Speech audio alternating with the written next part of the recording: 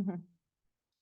Okay, so let's start. Thank you so much, everyone, for your time. I want to make sure that that we appreciate everyone to be here on time, and then if more people come on board, we can always let them in. And my name is Carla Colin. I am the program manager of the Latino Chamber. This is our second session of the Empower Women group.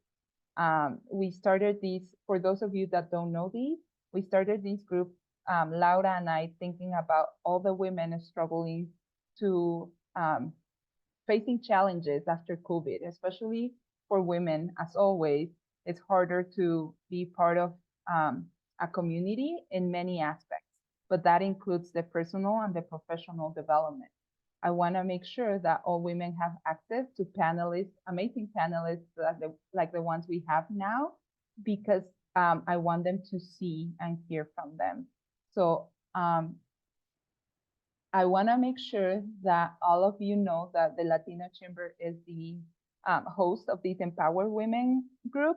But if as individuals you want to reach out as a mentor or a mentee to any women that are in this space, you're allowed to do it in your own personal time and space. And we also have other channels of communication, like a WhatsApp group that we formed since the first meeting that we had, the first session that we had. The purpose of this group is to have professional and personal development. So we're going to have a different topic every month. And we're going to make sure that if there is any topics that you guys want to cover, we're open to feedback as well. And we have a list of topics that we want to have throughout the year that we've heard women saying and mentioning that they would like to have those, but they're not set in stone. We can always be flexible with that. And before we continue, I want to make sure that we get to know who's here with us, who is going to be talking to us. So I want to pass the microphone to my coworker, Laura Malpica. Laura, if you don't mind introducing yourself, please. Thank you. Hello, everyone. My name is Laura Malpica. I'm the Bilingual Business Support Coordinator, and I'm pretty much the first person that anyone interacts when they reach out to the chamber. Welcome. Thank you, Laura. And now I'm going to ask our first panelist to introduce herself. Please mention your name, title, pronouns, organization you represent today, and what does your organization or company do, especially if you want to mention the part of supporting women within your organization, that would be great. And I want to start with Cynthia. Cynthia. Hi, thank you so much for having me here today. I'm really excited about the Empowered Women's Group and doing more with the Chamber. My name is CynthiaCase. I am the Relationship Manager for Alpine Bank, and I helped them start this branch and build the team out. So I've been here for 5 years in Boulder. I was born in Boulder, grew up here, went to college here, and I really enjoy connecting people in business and in the community at large. So if you have any financial questions or if you just have questions in general, let me know. Perfect, Cynthia. Thank you so much. And now I'm going to ask Mara. I also want to mention before I let Mara introduce herself is that we are bringing panelists from all over the world. We want to make sure that this group is international and that we have access to amazing people locally, but also outside Colorado and outside the US. So right now, Mara is joining us from Mexico, and I'm very jealous because I wish I was there. But Mara, thank you so much for being here. Do you want to introduce yourself, please? Claro, muchísimas gracias. Súper contenta de tener este espacio y honrada de que me hayan invitado. Yo soy Mara Echave, mexicana, soy cofundadora y CEO de Lidh Academy, una startup basada en México, en donde estamos buscando empoderar a las mujeres a través de educación financiera y de negocio. Tenemos una plataforma en la que llevamos 4 años trabajando, en donde encuentran más de 50 contenidos y herramientas, no solamente para que ganen más dinero, sino que lo aprendan a usar de una mejor manera. Creemos que urge hacer inclusión financiera y fortalecer la economía de las mujeres, y esta es cómo nosotras estamos poniendo nuestro granito de arena para cerrar la brecha de género más rápido.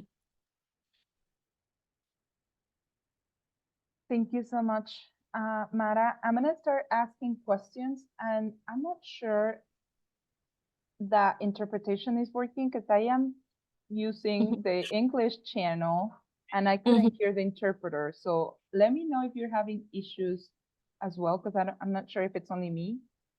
Usted. Yo no escucho a intérprete, pero yo estoy bien. Entiendo perfecto. So interpretation is not working. I assign, give me one quick second. As you know, we always have technical difficulties. Mine's not working either, Carla. No, okay. Let me see. Sí, ¿quién habla? Ya sí. escucho a alguien.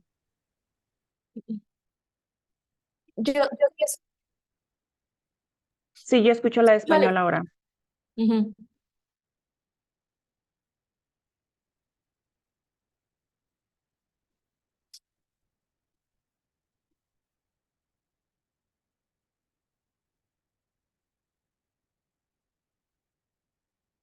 Yo sí te escucho. Ok, perfecto. Lo que podemos seguir, lo mejor. Bueno, ya saben que siempre tenemos, you know, like we always have something with technology here. So I'm going to start the questions now, and I'm going to start with English. Cynthia, if you don't mind, it's always a difficult talk when it comes to money or when it comes to finances, but especially in some cultures, it's very hard. And I'm pretty sure you've noticed, especially with the Latino community and other immigrant and BIPOC communities, it's very difficult to talk about money. Sometimes you have to create a relationship of trust before doing any conversations with them or before they get to express what their needs are. But how can the expectations of society and gender norms impact women's attitudes towards money? And what strategies can women employ to navigate challenges with these influences? Because society has a very weird, I want to say, expectation about how women handle money, and I've seen these getting better and better with the time, but we're not where we're supposed to be yet. So what do you think about these specific topics? Great question. So in my experiences, a larger part of the household management and taking care of the family affairs falls to women, but the financial side of it usually is not something that the women are involved in. So that can make it really difficult for women because they're the ones doing all of the things that go into these decisions, but they're not usually involved in the actual finances. So of course, that's not always the case. You know, different cultures have different norms. But I've noticed a lot that it can have an impact where it's almost like a form of control. And that is something that has really kind of caused a fear and kind of an unknown for women specifically.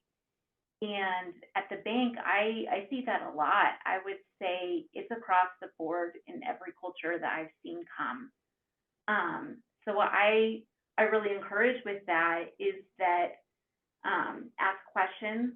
Don't be afraid to make a mistake. Don't be ashamed. I actually talk with people who are millionaires and people who are trying to figure out how to live paycheck to paycheck. And the women usually have the same things on either end of that spectrum. Yeah, definitely. So go ahead and leave it open to maybe if you guys want to add on to that. Yeah, thank you so much for sharing that, Cynthia, especially here, because I think the perspective changes a lot when we migrate from countries and cultures that are very different to here. So it's kind of like a cultural shock as well for many of us to see the changes and how money gets handled in a different country. So I think that's a great point. Mara, ¿cómo pueden las expectativas de la sociedad y las normas de género afectar las actitudes de las mujeres hacia el dinero? ¿Y qué estrategias pueden emplear para navegar y desafiar estas influencias? Y yo sé que tú trabajas mucho en justicia económica de género, entonces cuéntanos un poquito qué es lo que tú has visto. Sí, justamente te platico desde lo que yo he vivido y desde lo que yo conozco, que las mujeres sí tenemos una relación compleja con las finanzas, porque por un lado somos históricamente en las familias latinas, la mujer es la organizadora, la que hace rendir el dinero, la que tiene un guardadito generalmente para cuando sucede alguna emergencia o cuando hay algo que hacer en la familia, somos muy previsoras, ¿no? Pero por otro lado, nos hemos quedado en herramientas pues muy básicas. Tools that are very basic. We know how to save, we know how to be organized, but we're not doing more relevant things and more constructive things with our money. For example, 1 out of 10 women, al crédito. 3 out of 10 women access to credit, and only 1 of them is investing. So this is because of gender roles. In a family, we don't talk about money. It's not part of the way we've been grown up. We grew up, and it's also a taboo. It's not a women's topic. So the first that we have to do is open the conversation, and really we need to start learning about this topic so that it's more common, that the women build wealth and open to more opportunities using financial tools and more sophisticated, more advanced, and that they bring more benefit to ourselves and our growth. Thank you so much, Mara. And I want to stay with you on the next question, because I know this is what Lidh and your company and you and your team do. And I want to make sure that people know that there is a lot of organizations working towards financial health courses and many things, but not all of them are culturally competent, for saying it away. So it's very hard for some classes or opportunities or resources out there to understand that not everyone will understand money the same way, even if it's basic in a very, it's explained in a very basic way, because the cultures are different. So, ¿de qué manera los programas de educación financiera y empoderamiento diseñados específicamente para mujeres pueden contribuir In what ways can a financial fomentar education una and relación empowerment más programs saludable y specifically segura tailored con for el women dinero? contribute to fostering a healthier and more confident relationship with money? I think it's very impactful what education does in terms of inclusion and growth, and open this economic potential that women have. One thing that I've learned is that we have to have programs that include the gender perspective, because we see things in a different way. We have different needs. And I'm going to tell you a little bit about what we do. Not only talk about savings and investing and finance, but always landed in the phase in life that women are living, and understand what's our relationship with money. Something that we look for is your financial and an economical evolution, in which it's important, number one, to feel confident, self-confidence, and confidence in this financial institution, and be empowered for your present and your future, and know that you can reach it, and learn about money. All these tools, they can be more normal, more digestive for us. And once we have the confidence and we learn about money, then we're ready to start adapting financial products according to our phase in life. First, it's an evolution. First, you start with basic things, and little by little, you start feeling more confident and start using tools and products that are more complex, that are going to help you reach those goals in life, like investments. That is a great point. Yeah, you have to learn about the topic before you feel empowered to do something with what you learn. So thank you so much, Mara, for sharing that. And before we go to ask the same question to Cynthia, I want to remind our attendees that they can enter questions in the chat. So if you feel like there is any follow-ups that we need to do, we're going to have a time at the end of the or before the end of the webinar to answer some of those questions, and our panelists will be helping us with that as well. So if you're an attendee and you want to enter your questions in the chat, feel free to do so, and then we'll have some time at the end to respond to those.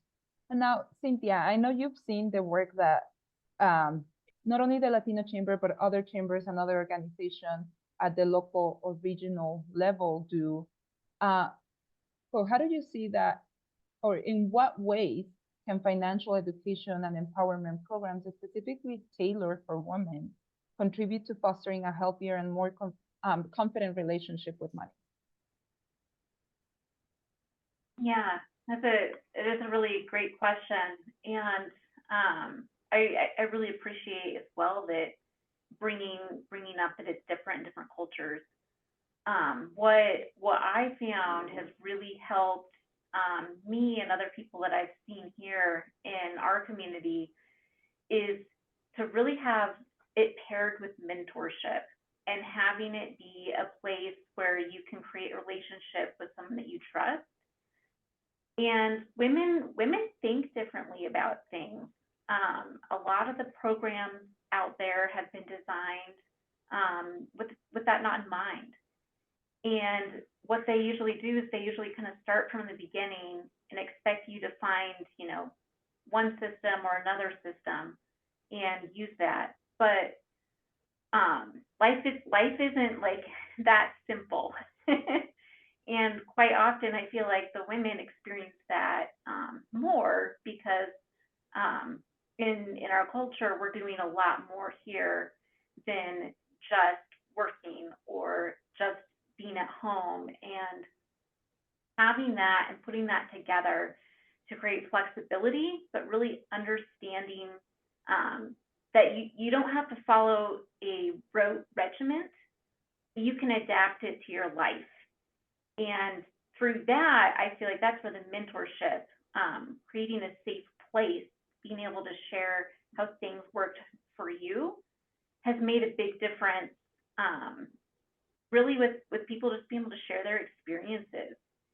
And I've seen that work better for the women, even if the focus didn't start out about finances or financial. It's having that environment where you have someone that can mentor you, someone you can talk about what you're doing. And personally, that's actually what helped me get over some of these barriers as well. You know, five years ago, I started out really starting to get more involved in the professional community, and that was a big change for me. I had a lot of fears and insecurity. You know, personally, I grew up with, my dad didn't value women, and he kind of instilled that, even though I knew it was wrong. I still viewed that in myself, and I had a lot of fear and shame that I should have known something that I didn't even know what it was. So what helped me was actually a women's group through the Boulder Chamber of Commerce. And there were some women there that really connected with me, and they saw these limitations. And so that is what I think, fostering those relationships, which is exactly what this Empowered Women group is doing, and pairing that with someone that has the knowledge to come and talk about it and meet you where you are with it, not to make you feel like you're not educated or make you feel like it's something you should have learned by your certain age, but just live life together, because we all bring different experiences and we can all learn from each other. And so it's not designed, I think, in a way where it allows us to share what are those things for each other. And I think that's something that could really help women to really change how their relationship with money and just in society itself is. Yeah, no, those are great points. And what Mara mentioned previously resonates a lot with me because I feel like once I started in a very personal way, I started my business, I don't know, like 5, 6 years ago. And before that, I started a lot of businesses with always from the need. And that wasn't the right way to start a business. But I didn't know about these until later. I learned that starting something from the need might not get you to where you want. So I didn't feel passionate about the business that I was doing. And I didn't feel like it was something that I really liked to do, or that I enjoyed, or that I was looking forward to. But I was doing it because of the money, because I needed money, because I was in a position of necessity.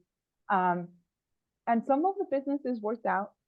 They left me some money at the end, but I wasn't feeling myself. I wasn't feeling like it was something that I wanted to do. And when I started my business, my most recent business, with a lot of passion, with wanting to support people, didn't even worrying about money, and thinking about supporting underserved communities and having a social impact, everything shifted for me. I started thinking about money like energy. I don't think about money like, the physical thing that we see, but a positive energy, bringing more energy, and the energy that I give out to the society and the universe is what is coming back to me. But that took me quite a while to learn and quite a while to understand, because culturally it's always, and in my family, if I saw the necessity, especially when we were back in Mexico, for my parents to pay for my school or to pay for something, instead of thinking of money that's something that you can enjoy, it's something that you have to worry about all the time. So all of those traumas, generational traumas, and ways of thinking about money come from our childhood, and sometimes we don't even notice. And when we notice, we feel like, okay, we're adults now and we need to deal with paying bills, and how do we change that mindset? So thank you so much for bringing those points. And that takes me to my next question. And Cynthia, I'm going to continue with you on this one.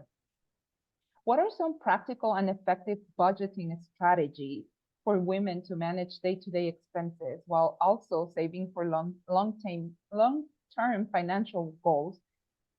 Because most of the people that are seeing us right now have different source of income, and sometimes it's not even enough with 2 or 3. And a lot of them are business owners, but they're also head of households, and they're also employees, and there is a lot of difficulties. Well, how do we start with good basis? How do we have that foundation if we weren't exposed to financial education before? It's a great question. I think that one, it's hard to make it an overall general box, because it really does need to be something that works for your life. And I think that's part of the hard thing with most people. Will kind of hand out, this is what you need to do, but what if you can never get there? One thing that I encourage people with is to start creating a habit. And once you have those habits created, over time, it may not seem like a huge dollar amount, but that habit over time will help you get where you're going. A couple different examples I can give you. One thing that has worked for some people is they kind of call it having a money date. So they would set a habit of going over their finances. You could do it once a month. You could do it every 3 months. I would encourage more than 1 year, where you sit down and you talk with the people that are bringing in the income for your household. For some people, that might be your partner. Other people, maybe it's a shared living. Like I help take care of my mom. My mom lives with us. So we sit down and we talk about it, and we go through where everyone's needs, how have they changed, and what can we do together. And so creating that habit will help to start break down these barriers, and people together can start seeing how things work. You can create little checklists if that's going to help you visualize. Like I love colors. I have what I call my bill checklist, and every month it's got a little colored circle for that month when that bill is paid. And so I'll go through and mark that off. So it can help you feel like you're accomplishing something, even if it literally is, I paid all my bills this month. And as your finances grow, the hope is that at some point you can actually start putting some away for savings. I know sometimes that can be difficult, and it depends on where you are in that journey. But another thing that I've done and encourage people to do is, you have certain income that is going to try and hopefully be consistent. If you can add a few extra little things to bring in on the side, that can be kind of your spending cash or your saving cash. And even if it's $5, but like that is worth something. And slowly building that over time is something that I really encourage people to do. Like don't despise a small amount because they matter. And then there are other things that organizations can help with that as well. One small example is something I learned when I started working at the bank. We have a program called Change Matters, and lots of banks and financial institutions have other programs that are similar in thought, so that every time you're spending something, if it's $1.50, it will round up to the next dollar and take those 50 cents, put it in a savings account for you. And so there's ways that you can do that. Like you can do that yourself, where at the time you're thinking it's only 50 cents, but if you do that every time, you can build like an emergency fund. And then once you have an emergency fund, you can say, okay, now what's the next thing I need to build?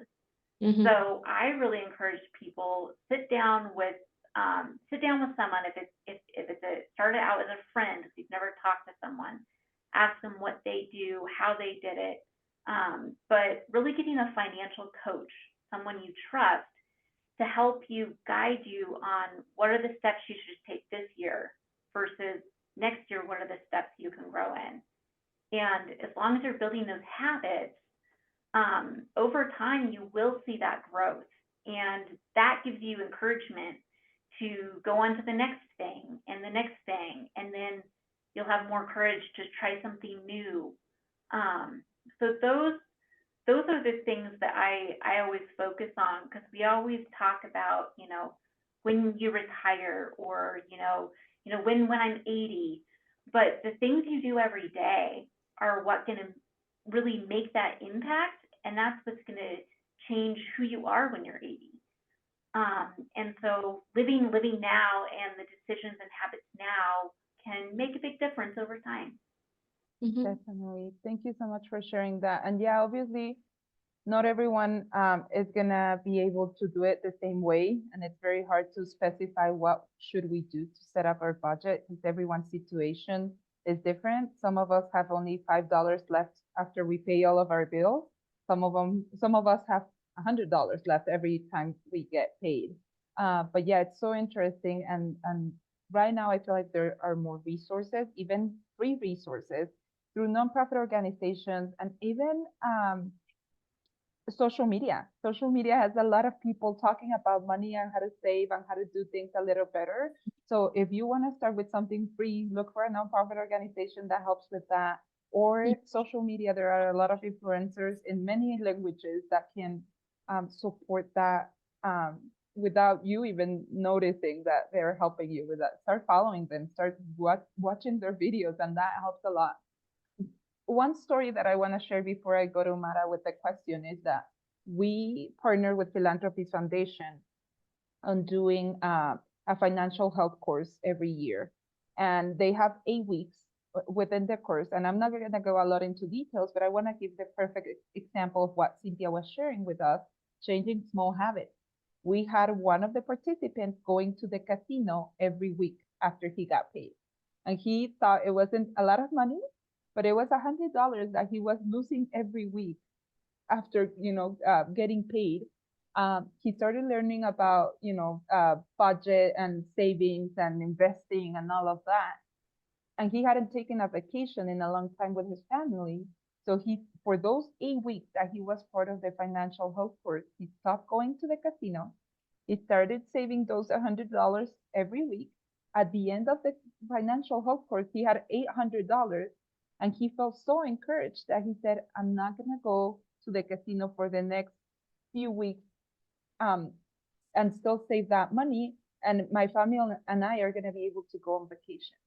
And he didn't notice that until he started learning how to handle his money or how to manage that. And he thought, oh, it's only $100 a week. Like, what could that, like if I lose it, then I'm done playing or gambling. And then if I make something, then I'll spend it, in dinner or something like that. But he was never winning, or whatever he was winning, he was still spending it at the casino. So when he saw the difference, that was able to take his family on vacation. So those little habits can make a huge difference. So Mara, I'm gonna go with you with same question. ¿Qué consideraciones clave deben tener en cuenta las mujeres emprendedoras al desarrollar un plan financiero para sus empresas y cómo pueden adaptar estos planes a las cambiantes condiciones del mercado? Perdón, me fui con la siguiente pregunta, no es la misma que le hice a Cynthia, perdón. ¿Cuáles son algunas estrategias prácticas y efectivas de presupuesto para que las mujeres gestionen gastos diarios y ahorren para objetivos financieros a largo plazo? Gracias. Yo voy a complementar todo lo que dijeron. I'm gonna add to what they said previously. It's super important to create financial habits. I call them virtuous habits. In the end, they will lead you to bigger things. And those things and those habits, they are created every day on daily decisions that are important to you. And one thing that I would add is to be aware that money has to be seen as a tool that is going to help you create and reach bigger things. One thing that I really like is to share or to transmit is it's think about your money as that colleague in your life that is going to help you get to those important things in life for you.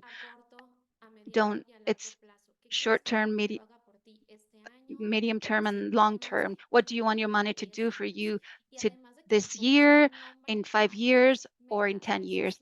And besides putting a name in those goals and those dreams, put a price on them.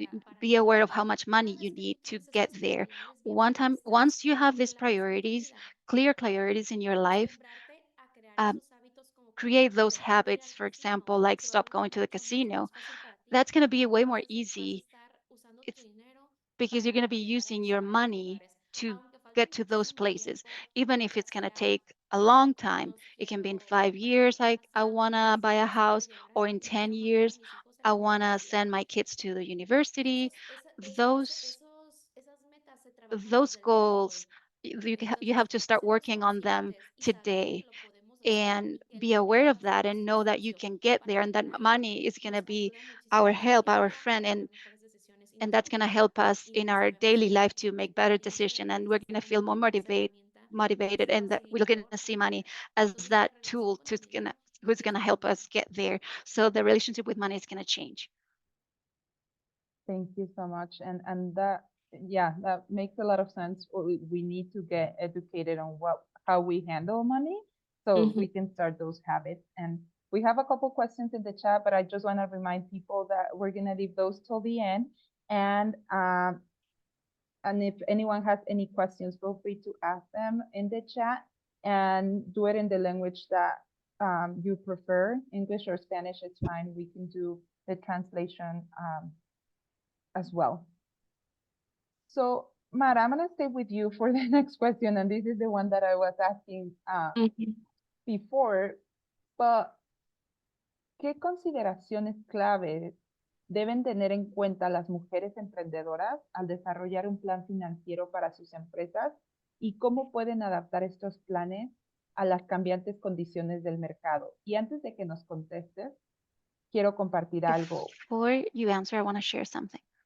muchas mujeres que vienen a pedir ayuda A a la lot of women Cámara that de come to Comercio ask for help at the Latino Chamber of Commerce, vienen en el momento en que ya su negocio they está come yendo en declive at the point where their business is already o que ya declining, deben mucho dinero en or sus that they tarjetas de crédito personal owe a lot of money in their personal o credit a sus cards familiares y amigos. or to their friends and family. ¿Qué puede prevenir este tipo de What situaciones can al prevent iniciar this un kind of negocio? situations when you start a Ok, business? mira, Yeah. yo te diría que es I muy would importante say que las that it's very mujeres, important that women, todas las personas, pero everybody, las mujeres que but in tenemos un general, poquito más esta women, that barrera we con have el dinero, more nos this acostumbramos a barrier tomar regarding money, that decisiones we con have base to get en las used to finanzas. make Y siempre les decisions digo based in que sí, las finance. finanzas pueden ser un Yeah, I poquito always tell them, abruptas yes, y que they no can nos be a little gustan los daring, números, pero las and we finanzas don't like te van a numbers, hablar but y te van a decir finances are always going to cuáles son tell los you cambios que tienes que hacer, ¿no? what are the Entonces, changes you número need to do. uno, So number siempre hacer one, una proyección de always have ventas, a, una a, proyección de ventas a que sea tu guía para self tomar todas projection, las decisiones so en tu that can negocio. help you Esa make proyección all te the va a decir, decisions in número uno, cuánto your tienes que life. invertir. It's going to tell Número you how dos, much you need to invest. cuánto vas a ganar. Number two, how Número much you're going to tres, make qué or earn. acciones tienes And que number three, hacer, what actions you ya need sea de to marketing, ya take, sea de marketing costos, ya wise sea or de cost wise, nuevos canales de or open distribución. new Esa proyección te distribution va a decir channels. cuál es That projection is going to tu tell you siguiente move, ¿no? what your next move is Entonces, going to be. esa proyección de ventas puede So cambiar. that can Es change. It no está escrito en piedra. is not Las fixed, cosas it's not set in no van a stone. funcionar, no van a Things salir are not gonna 100% como work tú las planeaste, 100% the way you're pero es un gonna camino que tú puedes seguir plan, but it's para sí estar ganando lo que tú quieres ganar, ¿no? Y otra a cosa path you can follow es to que siempre earn aprendamos a the money separar you los want costos de to la empresa de earn. los gastos And another personales. very important thing is Me to separate encuentro muchas financial and personal situaciones yo um, que son muy finances, personal apasionadas con and su business negocio, finances. tienen un I excelente find a lot of negocio women y that are les really todo passionate parece about their estar woman, perfecto, about their pero business, or their business is perfect, but a lo que no le están poniendo atención what they're not es paying a los attention números to y is muchas the no se numbers. pagan, And no a lot of hacen esa them, separación they de don't sus they don't finanzas. make Entonces, that para empezar, division. ponerse un So sueldo, ponerse un just sueldo que number sea, one is que to sea have a lograble, salary, aunque a aunque no estés reachable ganando lo que tú quieres ganar, salary, even if pero it's sí not llevar what you tus want to finanzas. make. First, Y, y make antes that de division in your antes de finances. que And el negocio vaya before por un rumbo the que no business quiera gustarlo, goes la in proyección a de way ventas that siempre you te va a wouldn't want ayudar it a, to go, but antes de this llegar a financial ese, projection is resultado, always going to te va help a you apoyar a tomar before getting decisiones there. para It's going to entender help you muy make the bien decisions qué and no está bien en tu understand negocio what is y not qué es lo que working in puedes your cambiar. business so that you can know what to change.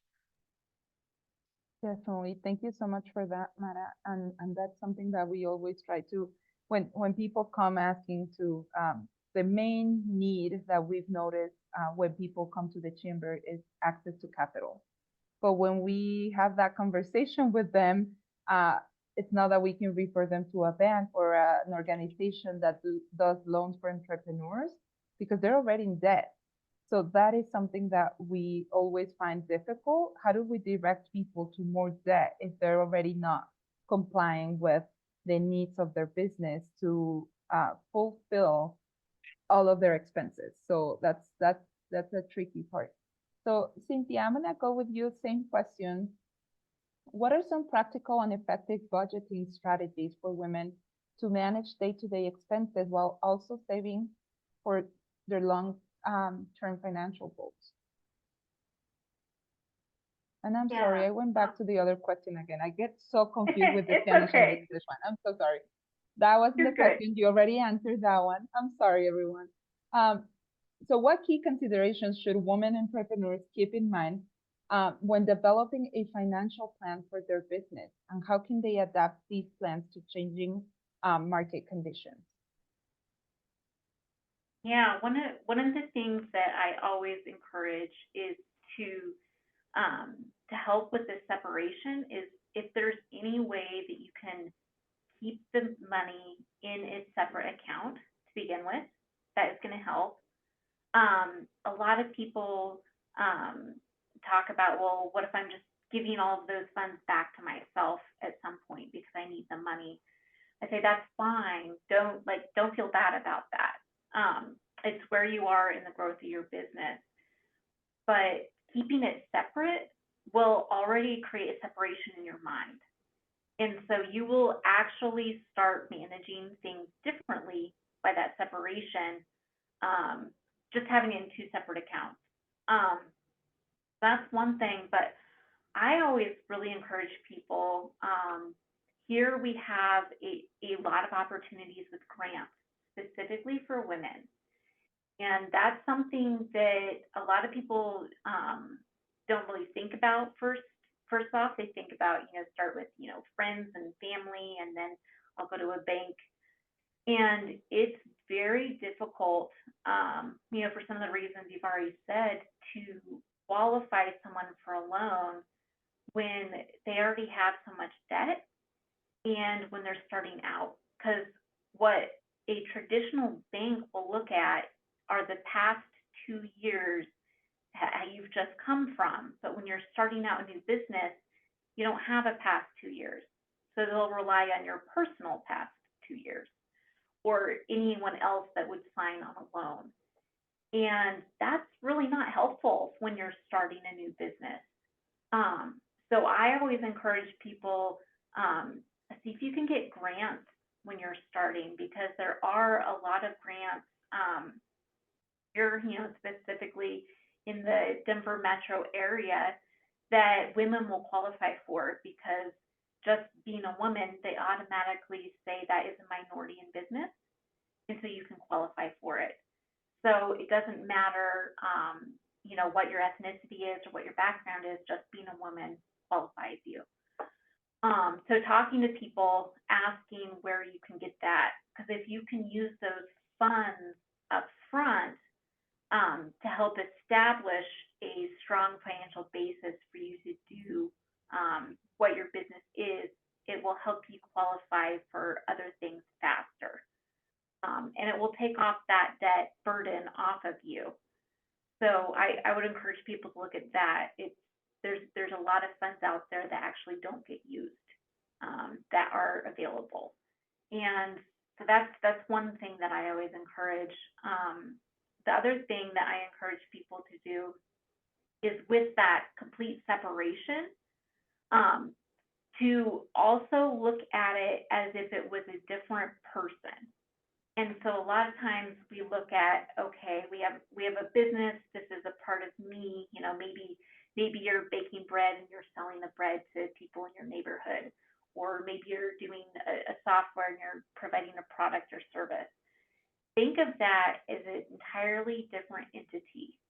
And as soon as you start being able to separate the business and what you're working on from you, you will start making decisions differently. Mhm. And that's something that it takes a lot to think about. And I would say another one, I don't know if it's necessarily true for all women, but I feel like it's women who I talk about. We don't price the things that we offer for the value that they are. They're almost always underpriced. Mhm. And that's something that I personally have done. I started selling some of my work. I do knitting, and that's something I do on the side. I wasn't pricing it right. I have 3 sisters. All the things that they've done with their businesses, they're always increasing their prices. I feel like women are willing to share things that people can try it for free. And that can be fine if it has a limit. And so don't get stuck in thinking you're not as good as you could be, so you're not going to charge what you think. What you're giving is of value, and ask for feedback from people. Ask them, how much is this worth to you? Don't ask them, what price would you pay? Because people always want to pay less. But if you ask, what is this worth? They'll give you a higher number.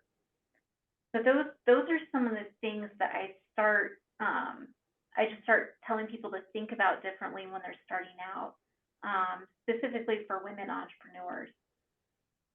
Definitely. Thank you so much for sharing that, Cynthia. And that's something that we see a lot with entrepreneurs that come to the chamber and that come to us, is like, check what your competitors are charging And if you're charging a lot less, that can even be, can have negative impact for your business, because people are going to think, okay, if she's charging that much less, her product or service might not be worth it, or might be of less quality. And that's a lot of times that's not the case.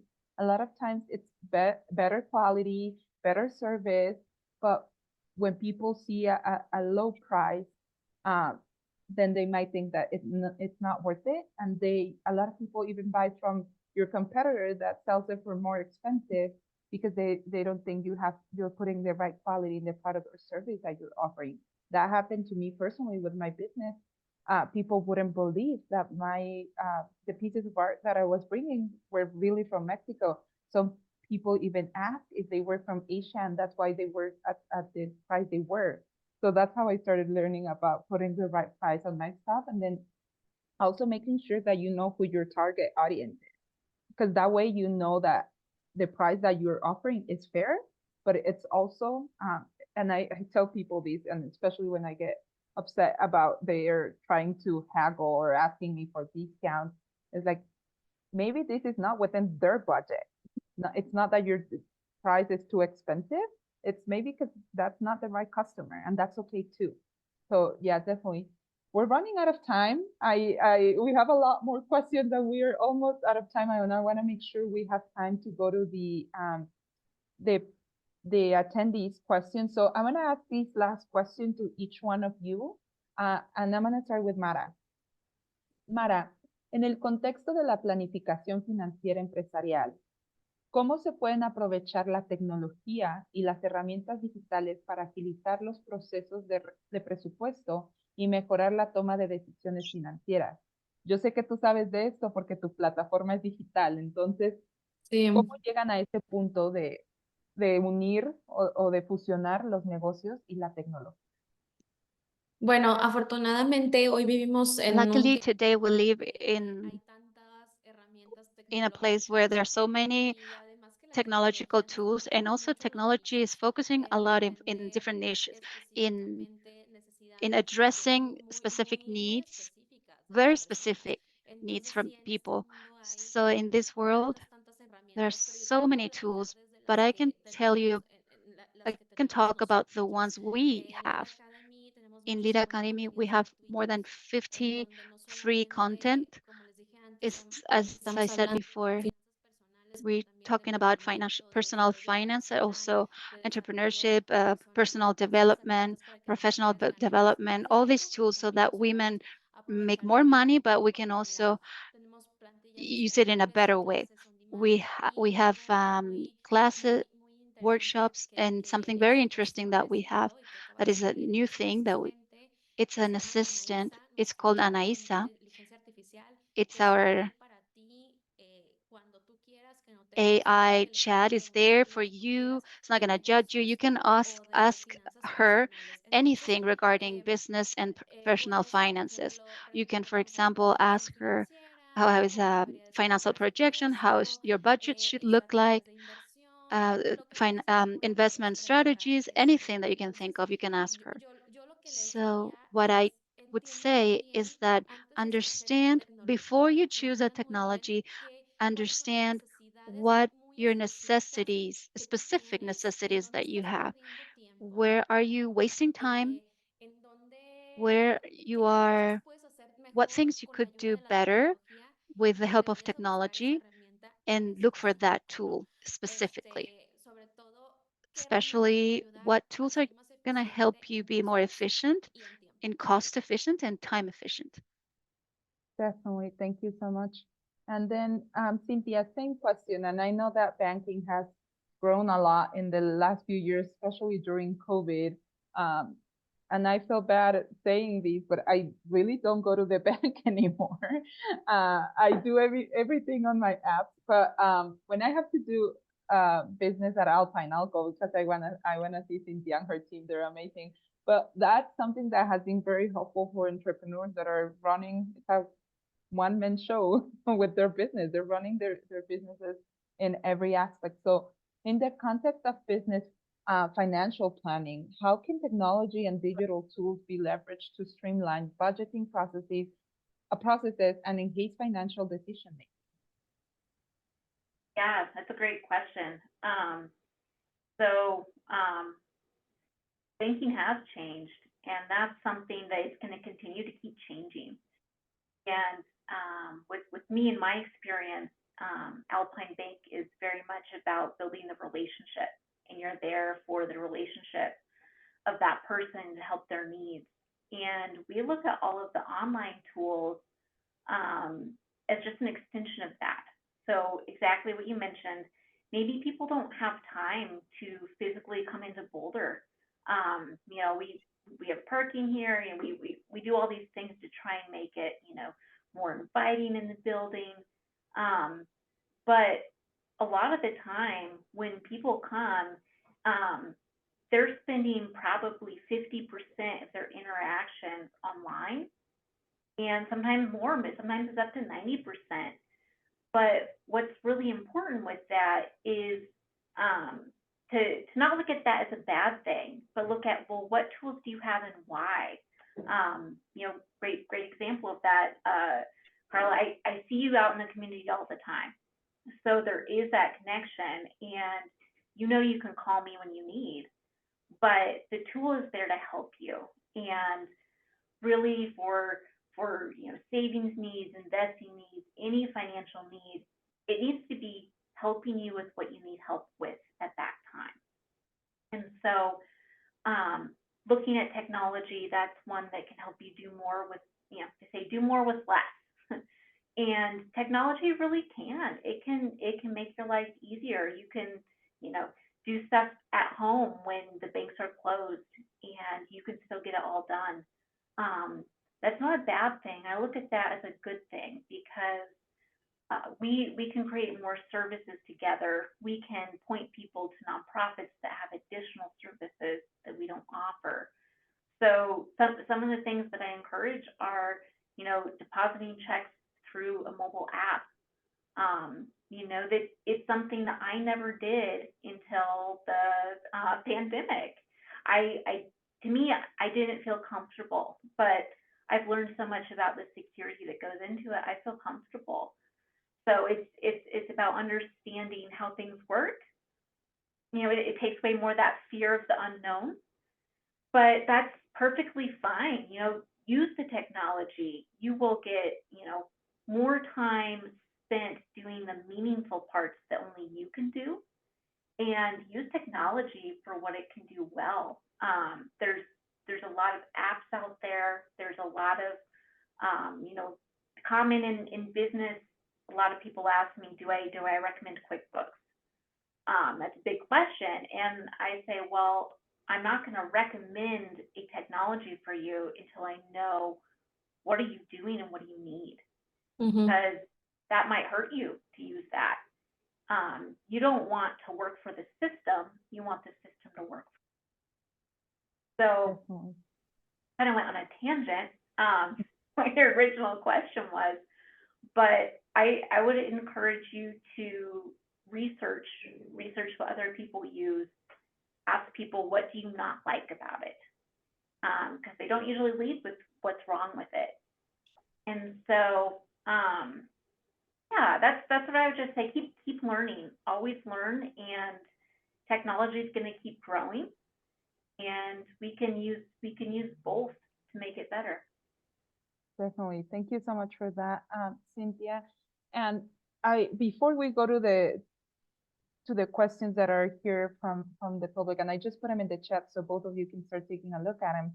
But I want to mention something very interesting and something that is related to this group, to the Empower Women group. There are two big events that are coming for the Empower Women group, where everyone is welcome, but they're tailored for the women community here in Colorado, in the Boulder County area and surrounding areas. The first one is our Empower Women celebration. We're going to be awarding 13 women in the community for the work they do in different fields. It's going to be March 27th, so you'll hear more about these when we start announcing all the details. And the second thing is like I said, we want to make sure that this group has access to international opportunities by hearing from panelists outside the US and by attending events that are for women outside the US, but especially for entrepreneurs and professionals that want to support the entrepreneur community. We were invited as the Empower Women group to a national conference in Mexico. It's going to happen in Ciudad Juarez, Mexico. It's going to happen in the middle of April, and we'll have more information about that soon as well. But it is the National Chamber of Commerce in Mexico that is inviting us, and they want women from the US and especially from Colorado to be part of this national conference. I have the honor to be one of the panelists at the conference, so you'll see me there. If anyone in this group would like to attend that, let me know, and I can make sure to give you more information. And we can all go to Mexico together. So one question in the chat that I think is very interesting that I would like to hear from Mara is, how does your organization empower women to transform their mindset around finances and cultivate self-assurance? And we'll stop at that because I think this is a two-part question. So Bueno, Mara, yeah. Sí, gracias. Lidh Academy se dedica Lidh Academy is dedicated fully in that and changing the relationship with women's relationship with money through education and different tools. We talk about how to reach your life goals. We talk about insurance. We talk about business, and all this content has something in common. Besides all the information and all the knowledge, the technical knowledge that you can find in any other place, what we do differently is talk from the women's conditions and with a special charge of women's empowerment and personal development, because all this information that you find everywhere need that component so that we make that leap. And I think the biggest barrier that we have is the lack of confidence. So we start always from the empowerment and always focused in the different phases in life and talking about what really is important and relevant for us. That's the gender perspective. Something that we do differently is that we all do from the community. It's a support groups, it's online classes where you have the feedback from other women. And something that I would like to share with you for those who have interest in learning more about our platform is we're going to start a course. It's called Reto Global Financiero, like a global challenge. So in 15 days, you're going to clean all your finances. It's through WhatsApp. You only have to invest 15 minutes a day.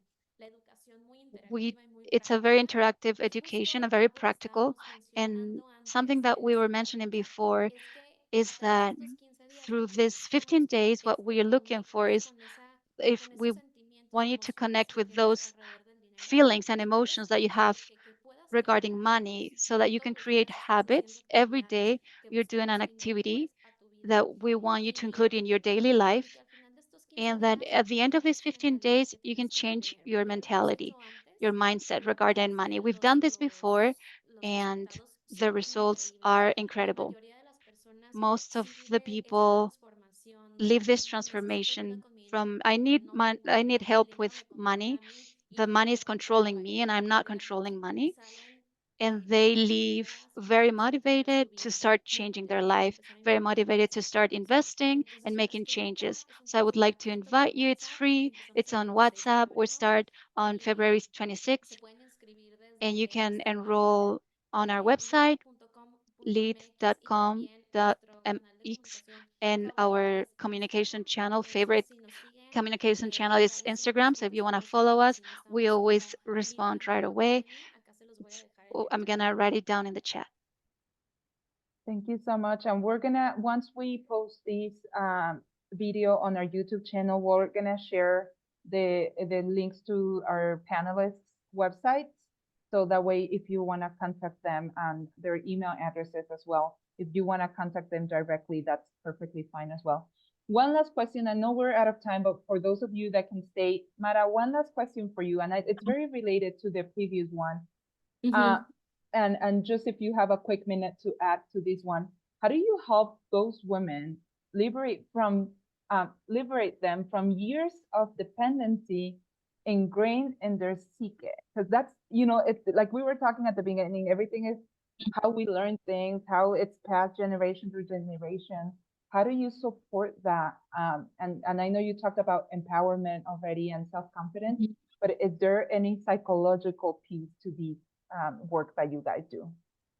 Mira, algo que nos parece muy importante. One thing that we think it's very important is when they ask us, for example, what kind of investment I should do, what kind of insurance I should have, or what should I do with my money? What we do is we say, we're going to teach you everything, all the options, but the final decision is yours. It doesn't, so that you have to stop asking your brother, your dad, your friend, because every person is gonna respond regarding like their personal situation. So what I like to say is that the finances are very personal, and you need to have the tools to make the decision on your own. And there's nothing more empowering than knowing that you can make that decision and make that decision from your situation, because nobody knows your necessities and your needs better than you. Something that we do a lot in this psychological aspect is we talk about our beliefs, to know what our limitations are, why we took the decisions that we took, what are the emotions that are in our body when we interact with money. It's something that we're constantly talking about. We don't talk about finances from the technical point of view, but from the emotional point of view and from the mindset too. Okay, perfect. Thank you so much. So thank you so much, everyone who was able to join today. As you noticed, we have the recording, so we're going to be putting these up in our YouTube channels here soon, along with our panelist information. Immense gratitude to our panelists. Thank you so much for giving us some of your time. I know both of you are super busy and running amazing projects and opportunities for the community. So thank you so much for giving us your time and energy today. And like I said before, we're going to have exciting things coming soon, especially for these groups. We have these groups the third Thursday of each month. So stay tuned for more information on that and the Empower Women celebration that we are having on March 27th. So thank you so much, everyone. Thank you so much, interpreter, for doing an amazing job today. And we'll stay in touch soon.